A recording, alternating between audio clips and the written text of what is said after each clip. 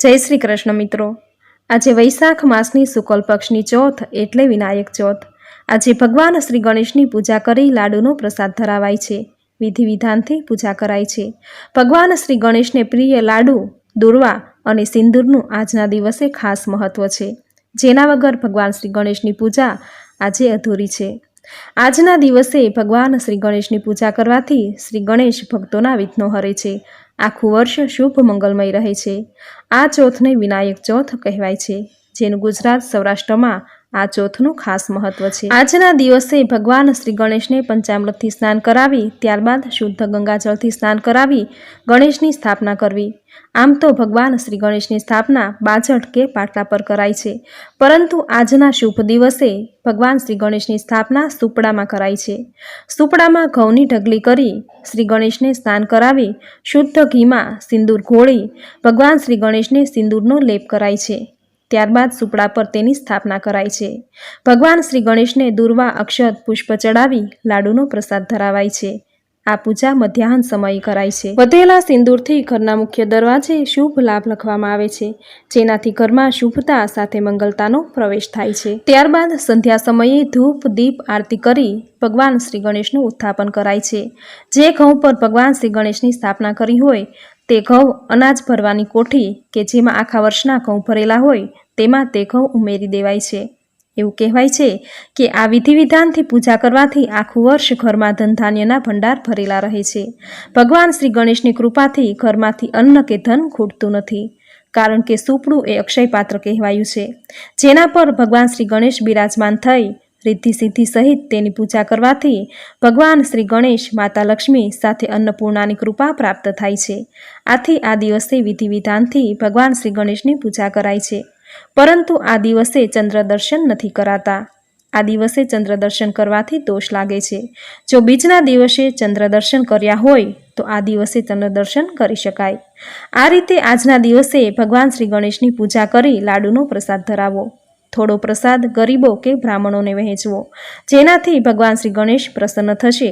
આજના દિવસે ગણેશ ચાલીસા, સંકટનાશન, ગણેશ સ્તોત્રનો પાઠ કરવો તેમજ ઓમ ગણેશાય નમઃ મંત્રનો જપ કરવો તેમજ આ દિવસે વ્રતની કથા સાંભળવી, જે સાંભળવાથી ભગવાન શ્રી ગણેશની કૃપા જીવનમાં હંમેશા બની રહેશે।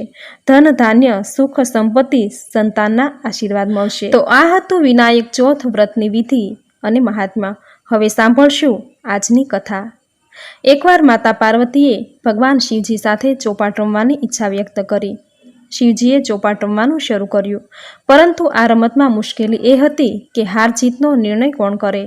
તેની માટે ઘાસના ભૂસામાંથી એક બાળકની રચના કરી તેમાં પ્રાણ પ્રતિષ્ઠા કરી દીધી અને કહ્યું કે તું હાર જીતનો નિર્ણય કરજે। રમત શરૂ થઈ ત્યારે શરૂઆતમાં 3 વાર માતા પાર્વતી જીત્યા, પરંતુ તે બાળકે કહ્યું કે મહાદેવ જીત્યા છે। ત્યારે માતા પાર્વતીને ખૂબ જ ગુસ્સો આવ્યો અને એ બાળકને કાદવમાં રહેવાનો શ્રાપ આપ્યો।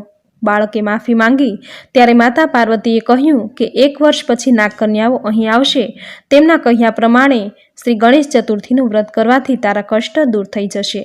ત્યારબાદ એ બાળકે ગણેશજીની ઉપાસના કરી અને ભગવાન શ્રી ગણેશને પ્રસન્ન કર્યા। ગણેશજીએ પોતાના માતા પિતા અર્થાત ભગવાન શિવ પાર્વતીના દર્શન કરવા માટે કૈલાસ જવાનું વરદાન આપ્યું। બાળક કૈલાસ પહોંચી ગયો તો માતા પાર્વતીને મનાવવા માટે શિવજીએ પણ 21 દિવસ સુધી શ્રી ગણેશ વ્રત કર્યું અને પાર્વતી માની ગયા। ત્યારબાદ માતા પાર્વતીએ પણ પોતાના પુત્રને મળવા માટે 21 દિવસ સુધી વ્રત કર્યું અને તેમની આ ઈચ્છા પૂરી થઈ। એવું માનવામાં આવે છે કે આ બાળક જ ભગવાન કાર્તિકેય છે। બોલો ભગવાન શ્રી ગણેશની જય। તો આપણે સાંભળી વિનાયક ચતુર્થીના વ્રતની કથા। મિત્રો, વિનાયક ચતુર્થીના દિવસે ભગવાન શ્રી ગણેશની પૂજા દિવસમાં 2 વાર કરવામાં આવે છે, એક તો બપોરના સમયે અને સાંજના સમયે। એવી માન્યતા છે કે વિનાયકી ચતુર્થીના દિવસે વ્રત કરવું, આ દિવસે ભગવાન શ્રી ગણેશની ઉપાસના કરવાથી ઘરમાં સુખ, સમૃદ્ધિ, આર્થિક સંપન્નતાની સાથે સાથે જ્ઞાન અને બુદ્ધિ પ્રાપ્ત થાય છે। ચતુર્થીએ ગણેશની પૂજા કરવાથી તમામ કાર્યો સિદ્ધ થાય છે અને દરેક મનોકામના પૂર્ણ થાય છે। વિનાયક ચતુર્થી વિશે એવી માન્યતા છે કે તેના પ્રભાવથી જીવનમાં આવતી દરેક બાધાઓ, સંકટ, કષ્ટ દૂર થઈ જાય છે. વિધિ વિધાનપૂર્વક આ વ્રત કરવાથી આજના દિવસે ભગવાન શ્રી ગણેશની પૂજા કરવાથી દરેક મનોકામના પૂર્ણ થાય છે. ગણપતિની પૂજા કરવાથી સુખ, સમૃદ્ધિ, ધન, દોલત સાથે જ્ઞાન અને બુદ્ધિ પ્રાપ્ત થાય છે. તો મિત્રો, આ હતું આજના દિવસે કરવાનું ભગવાન શ્રી ગણેશનું વ્રત, તેમની પૂજા, મહાત્મ્ય અને કથા વાર્તા. તો મિત્રો, આજનો આ વિડીયો તમને સાંભળવો જરૂર ગમ્યો હશે તો વિડીયોને લાઇક કરી કોમેન્ટમાં જય શ્રી ગણેશ જરૂર લખજો. ચેનલ સબસ્ક્રાઇબ કરી બાજુમાં બેલ આઇકન જરૂર પ્રેસ કરજો. આવી જ નવી ધાર્મિક માહિતી, નવા ધાર્મિક વિડીયો સાથે ફરી મળીશું. ત્યાં સુધી આપ સૌને મારા જય શ્રી કૃષ્ણ.